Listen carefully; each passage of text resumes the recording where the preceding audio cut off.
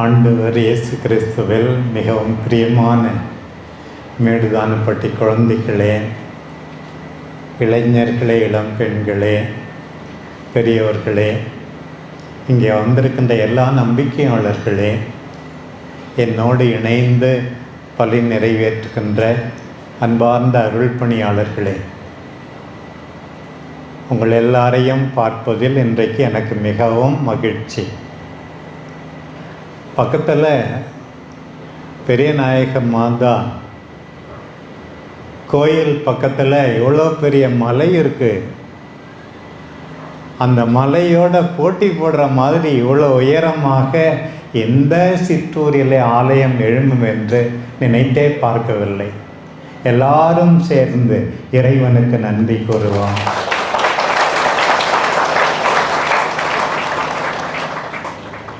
இதற்கு எத்தனையோ பேர் காரணம். மிக முக்கியமான காரணம் நம்முடைய அன்பான பங்கு தந்தை சிங்கராயன், உதவி தந்தை ரெக்ஸ், அண்மை காலத்தில் சகோதரர் திருத்தொண்டர் ஜோசப் பீட்டர், இன்னும் எல்லாரையோட முக்கியமாக இந்த ஊர் மக்கள் எப்படியாவது போதுமான தொகையை சேர்க்க வேண்டும் என்று இடைவிடாமல் முயற்சி எடுத்து எவ்வளவு பெரிய மகத்தான ஆலயத்திற்கு காரணமாக இருந்திருக்கிறார்களே, எல்லாருக்கும் கரவொலி எழுப்புவோம்.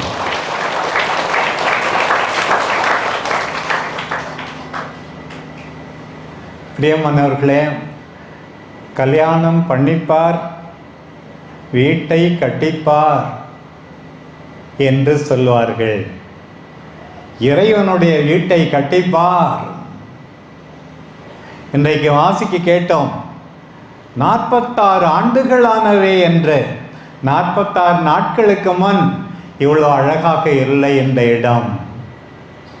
இருந்தாலும் விடாமுயற்சியுடன் ஆண்டவர் மீது அன்போடு, அன்பு தாய் அன்னை கன்னிமரியா மீது பக்தியோடு இவ்வளவு மாபெரும் நிகழ்வு நடந்திருக்கிறது என்றால் உண்மையாகவே நாம் எல்லாரும் இறைவனுக்கு நன்றி கூற வேண்டும். பிரியமானவர்களே, எதற்காக இந்த இடம் என்று நாம் கேட்டு பார்க்க வேண்டும். பழைய ஏற்பாட்டில் முதலில் முக்கியமாக கடவுளுடைய பிரசன்னத்தை குறிப்பதற்காக உடன்படிக்கை பெட்டகம் இருந்ததாம். அதுதான் முதல் கோயில். ஒரு பக்கம் கடவுளின் பிரசன்னம், நான் உங்களோடு இருக்கிறேன், உங்களோடு வழி நடக்கிறேன், உங்களை ஒருபோதும் கைவிட்டு விட மாட்டேன், பிரசன்னம். மேடுதானப்பட்டி மக்களுக்கு இந்த கோயிலை பார்க்கும் போதெல்லாம் நாம் தனியே இல்லை, ஆண்டவர் நம்மோடு இருக்கிறார், ஆண்டவரின் தாய் நமக்காக பரிந்து பேசுகின்றார் என்ற உணர்வை நமக்கு கொடுக்கின்ற இந்த இடம் ஆண்டவருடைய பிரசன்னம். அதை விட என்ன அதிகமாக இருக்க முடியும்? சில பேர் ஃபோன் பண்ணும்போது கேட்பாங்க, என்ன மறந்துட்டீங்களா பிஷப் என்றெல்லாம் கேட்பார்கள். நான் சில நேரத்தில் சொல்வதுண்டு, நான் இல்லை, ஆண்டவர் உங்களோடு இருக்கிறார், கவலைப்படாதீர்கள் என்று சொல்வதுண்டு. பிரசன்னம். எல்கேஜியில் ஸ்கூலில் பிள்ளைய விடும்போது கூட, கவலைப்படாதம்மா, நம்ம பக்கத்து வீட்டு பொண்ணு உன் கூட தான் படிக்குது, நான் ஸ்கூல் முடிஞ்ச உடனே நான் வந்து கூப்பிட்டுடுவேன், உன்னை மறந்துட மாட்டேன். பிரசன்னம், ஆண்டவருடைய பிரசன்னம். அவருடைய பிரசன்னத்தை உணர்வர்கள் எல்லாரும் ஒருவருக்கு பிரசன்னமாக இருக்க வேண்டும். இதனால் வரை எப்படி இருந்தோமா? நாம் எல்லாரும் குடும்பத்தாருக்கு பிரசன்னமாக இருக்க வேண்டும். நண்பர்களுக்கு, தேவையில் இருப்பவர்களுக்கு பிரசன்னமாக இருக்க வேண்டும். நம்மோடு இருக்கிற ஆண்டவர் அந்த பிரசன்னத்தை பகிர்ந்து கொள்ள நமக்கு துணை செய்ய வேண்டும். அடுத்தது பாருங்கள், ஆண்டவருடைய வெளிப்பாடு. தம்மையே ஆண்டவர் வெளிப்படுத்துகின்றார் ஒரு கோயில் வழியாக. இன்னைக்கு இறைவார்த்தை பவனி அந்த வார்த்தை வாசிக்கப்படும். ஆண்டவர் பேசுவதை பேசுவார், நாம் அவருடைய வார்த்தையை கேட்க வேண்டும். மீண்டும் மீண்டும் சொல்லப்படுகிறது. முக்கியமான செய்திகள் எல்லாம் அந்த பெட்டகத்திலிருந்து புறப்படுவதாக அமைகிறது. இறை வார்த்தை முழங்குகின்ற இடம். இங்கே திருப்பலி நிறைவேற்றப்படும். ஆண்டவர் மீண்டும் மீண்டும் வெளிப்படுத்துவார் அருள் பணியாளர்கள் வழியாக. எவ்வளவு அருமையான வாய்ப்பு! இன்னைக்கு கூட நான் பேசுறதெல்லாம் உங்களுக்கு கேட்குது. இந்த முதல் வாசகத்தில் நாம் கேட்டோம் எப்படி அந்த நெகேமியா நூலிலிருந்து எஸ்ரா இறை வார்த்தையை வாசித்து விளக்கும் போது எப்படிப்பட்ட அனுபவம் என்று, ஆண்டவரே எங்களோடு பேசும். குமாரபாளையத்தில் ஒரு அம்மா எப்போ பார்த்தாலும் சொல்லுவாங்க என்கிட்ட, எனக்கு ரொம்ப உதவி செய்கிறாங்க, எல்லா பிரசங்கத்தையும் அவங்க எழுதுகிறாங்க, 100 பிரசங்கத்துக்கு மேலே தமிழில் எழுதி வச்சுருக்காங்க. அவங்க சொன்னாங்க, இந்த பெட்டி கடை வச்சிருக்கும் போதே நான் ஏன் தெரியுமா இதெல்லாம் எழுதுகிறேன், உங்களுக்காக எழுதி அனுப்புகிறேன். இந்த 4 ஆண்டுகளில் என் மனம் கனிவாகிவிட்டது. இறை வார்த்தையை கேட்பதால், மறையுரைகளை தியானிப்பதால். ஆகையினால் தான் நான் செய்கிறேன். எங்கள் மேடுதானப்பட்டி அன்பான மக்கள், எளிமையான மக்கள் ஆண்டவருடைய வார்த்தையை கேட்டு மென்மையாக வேண்டும், கனிவாக வேண்டும், எல்லாரையும் மன்னிக்க வேண்டும். ஆண்டவர் வெளிப்படுத்துவார் என்ன செய்ய வேண்டும் என்று. பிரியமான சகோதர சகோதரிகளே, உங்களுக்கு ஆண்டவர் உணர்த்துவார். இந்த ஆலயத்தின் வழியாக வெளிப்படுத்துகின்ற இடம் இந்த கோயில் பாருங்கள். மூன்றாவதாக இந்த பெட்டகம் இருக்கிறதே, அந்த பெட்டகத்தினுடைய தான் ஆண்டவருக்கு பலி கொடுக்கப்பட்டது, பாவ மன்னிப்பு பெறப்பட்டது. பாருங்கள், நாம் எல்லாரும் பாவிகள். நீங்கள் மட்டும் பாவி அல்ல, நானும் பாவி. நம் எல்லாருக்கும் மன்னிப்பு வேண்டும். மன்னிப்பு ஆண்டவரிடமிருந்து கிடைக்கா, அப்போதான் நிம்மதி. அண்மையில் 4 ஆண்டுகள் ஆயராகி நிறைவு செய்த போது ஒரு பாடல் எழுதினோம். நம்முடைய அருள் பணியாளர்கள் முன்தான் எழுதினோம். நோயெல்லாம் நீக்கி நலமளித்தாய், பாவங்கள் மன்னித்து அமைதி தந்தாய் என்று அதில் ஒரு சரணம், ஒரு வரி பாருங்கள். நோய் நீங்க செய்கிறவர், நம் பாவங்களை மன்னித்து நமக்கு அமைதி தருபவர் நம் ஆண்டவர். அதற்காகத்தான் இந்த ஆலயம். இந்நாளில் சாலமோன் மிக அழகாக ஆலயம் கட்டினார். தாவீது கட்ட முயற்சி எடுத்தார். ஆனால் அவருடைய மகன்தான் அந்த ஆலயத்தை கட்டினார். ஆண்டவரே, நாங்கள் ஜெபிக்கும் போதெல்லாம் எங்கள் மன்றாட்டை கேட்டருளா, எங்கள் பாவங்களை மன்னியும், எங்கள் பகைவரிடமிருந்து எங்களுக்கு வெற்றியை தாரோம், பஞ்சத்திலிருந்து எங்களை காப்பாற்றோம், நோயிலிருந்து எங்களை காப்பாற்றோம். அதற்காகத்தான் இந்த ஆலயம் என்று சொல்வது போல சாலமோனின் அந்த ஜெபம் மிக அருமையாக இருக்கிறது. சாலமோன் கட்டிய ஆலயம் பாபிலோனியர்களால் அழிக்கப்பட்டது. பாருங்கள், ஒரு பக்கம் எருசலேம் பெருநகரம் அழிக்கப்பட்டது. அது அழிந்தால் கூட ஏற்றுக்கொள்ள முடியும். அந்த கோயில் தரைமட்டமான போது உடைந்து போயிட்டார்களே. நம்பிக்கை பிறக்கின்றது. சைரஸ் மன்னன் வழியாக அழிக்கப்பட்ட ஆலயத்திலிருந்து கொடுக்கப்பட்ட பொருட்களை எல்லாம், திருடி வரப்பட்ட பொருட்களை எல்லாம் எடுத்துக்கொண்டு போய் ஆலயம் கட்டி எழுப்புங்கள் என்று மீண்டுமாக ஆலயம். இறைவாக்குனர் எசேக்கியேல், ஏன் இறைவாக்குனர் எசையா, எல்லாரும் மீண்டும் ஆலயம் கட்ட இறைவனுடைய அருளை பெறுகிறார்கள். பிறகு வந்துதான் மற்றவர்கள் எல்லாம் அதை செயல் வடிவம் கொடுக்கிறார்கள் பாருங்கள். ஆலயம் மீண்டும் கட்டப்பட்ட பிறகு ரொம்ப மகிழ்ச்சி. சில பேர் சொன்னாங்க, சாலமன் ஆலயம் மாதிரி இல்லை, இந்த ஆலயம் அவ்வளோ நல்லா இல்லை. ஆனால் வேறு சில பேர் அதை விட அருமையாக இருக்கிறது என்றும் பேசிக்கொண்டார்கள்.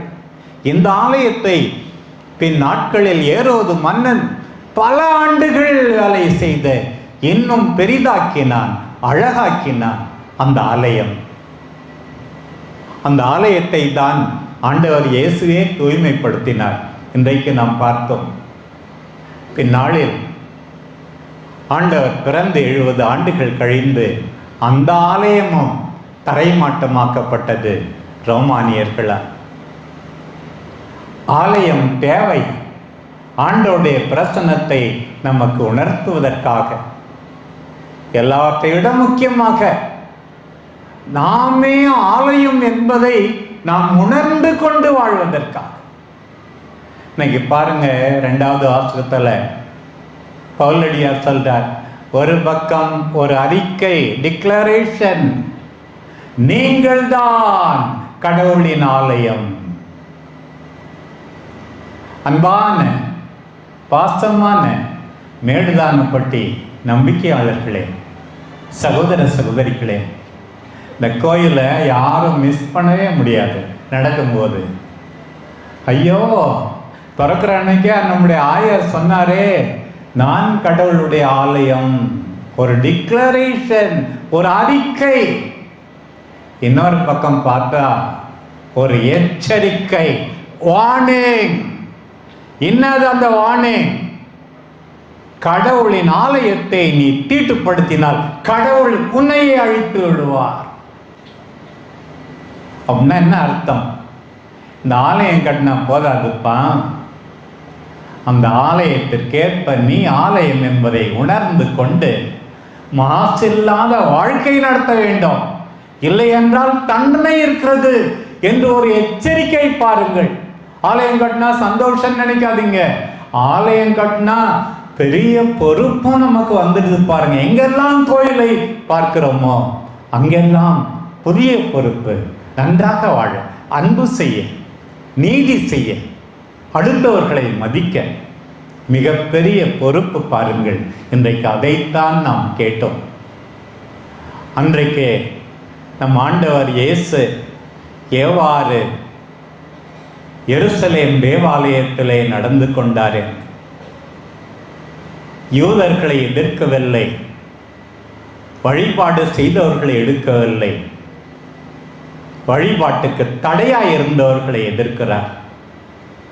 சில பேர் சொல்லுவாங்க, ஆண்டவர் கூட கோபம் வருது, அவரும் மனுஷன் தானே, உண்மையாவே மனிதர் என்பதை காட்டுவதற்காகத்தான் ஆண்டவர் கோபப்பட்டார் என்றார். அப்படி இல்லை. ஆண்டவர் எத்தனையோ முறை கண்டிப்பாக நடந்திருக்கிறார். சில பேர் எப்ப பார்த்தாலும் மத்தேயு நற்செய்தி 11:29 இருதயத்தில் தாட்சியும் சாந்தமும் உள்ள என்னிடமிருந்து கற்றுக்கொள்ளுங்கள், அதுதான் இயேசுன்னு நினைக்கிறேன். சில பேர் இல்லை, இயேசு சாமி கண்டிப்பானவர் கூட. நம்ம வாசிக்கிறோம் மார்க் நற்செய்தி 3ஆம் அதிகாரம் 5வது வசனம். அவர் குணப்படுத்தும் போது குறை கண்டவர்களை பார்த்து கோபப்பட்டார்னு பார்க்கிறோம். வல்லமையோடு தண்ணீரை திராட்சரசமாக்கி அதே ஆண்டவர் தன்னுடைய வல்லமையை காட்டுகிறார். பாரு, இன்னும் லூக்கா நற்செய்தியை 13 வாசிக்கிறோம்.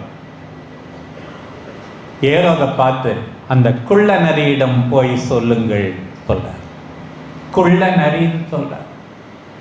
மத்தேயு நற்செய்தி 16ஆம் அதிகாரத்துல, உனக்கு சிலுவெல்லாம் வேண்டாம், இது உமக்கு நேராதுன்னு பேதுரு சொன்னார். போ பின்னாலே சாத்தானே, நான் சிரிச்சுட்டு சொல்ல, போ பின்னாலே சாத்தானு சிரிச்சுட்டு சொல்லியிருப்பாரா? போ பின்னாலே சாத்தானே அப்படின்னு சொன்னார். பாருங்க, அதே போல பாருங்க மத்தேயு நற்செய்தி 23ஆம் அதிகாரத்துல, வெள்ளையடிக்கப்பட்ட கல்லறைகளே, விரியன் பாம்பு குட்டிகளே, அந்த கால தலைவர்களை எல்லாம் சொல்லுகிறார் என்றால், தான் உண்மையாகவே கடவுள் என்பதை ஆண்டவர் காட்டுகிறார். இன்றைக்கு கூட அந்த கோயிலை தூய்மைப்படுத்துகின்ற போது, எப்படி நீ செய்கிற இதை அப்படின்னு கேட்கும்போது ஆண்டவர் என்ன சொன்னார்? நான் மரிப்பேன், உயிர்ப்பேன், நான் கடவுள் என்பதை சொல்லாமல் சொல்கின்ற நம் ஆண்டவர் இயேசு, தூய்மைப்படுத்துகின்ற நம் ஆண்டவர் இயேசு. பிரியமானவர்களே, நாம் எல்லாரும் தூய்மையாக இருக்க வேண்டும். ஒரு பக்கம் பார்த்தால் ஆண்டவர் இயேசுவே மிகச்சிறந்த ஆலயம். இன்னொரு பக்கம் நாம் ஒவ்வொருவரும் ஆலயம், தனிப்பட்ட முறையில் ஆலயம். மெழுதானப்பட்டி நம்பிக்கையாளர்கள் எல்லாரும் சேர்ந்து ஆலயம். இந்த ஆலயத்தை பார்க்கின்ற அத்தனை பேரும் ஆலயம். தூய்மையோடு, நம்பிக்கையோடு, விடாமுயற்சியோடு, கனிவோடு ஆண்டவருக்காக நாம் வாழ இந்த ஆலயம் துணை புரிய வேண்டும். 10 நாட்களில் ஆண்டவர் பிறப்பை கொண்டாடப் போகிறோம். இப்போது இந்த ஆலய பிறப்பு, ஆண்டவரே நன்றி ஆண்டவரே, நாங்கள் எல்லாரும் உம்மை நோக்கிய வண்ணமாக வாழ எங்களுக்கு துணை செய்யும் ஆண்டவரே. அன்றைக்கு 4ஆம் நூற்றாண்டில் கிபி 358ஆம் ஆண்டில் கோடை காலத்திலும் பனி பெய்யும் அளவுக்கு புதுமை செய்தாவே பனிமய தாயே, எல்லாம் முடிந்து விட்டது, எங்களை பொறுத்த மட்டில் நம்பிக்கையே இல்லை என்றெல்லாம் நாங்கள் பலமுறை நினைத்திருக்கிறோம். அம்மா, உமக்கு அர்ப்பணிக்கப்பட்ட இந்த ஆலயத்தின் வழியாக எங்கள் வாழ்வில் புதுமை செய்யம்மா. மிகப்பெரிய புதுமை. நாங்கள் இறைவனை தேடுவது, ஒருவருக்காக வாழ்வது, கனிவோடு அன்போடு என்னை நோக்கி பயணம் செய்வது, அந்த புதுமையை செய்யும் அம்மா பனிமய தாயே என்று வேண்டுவோம். ஆமென்.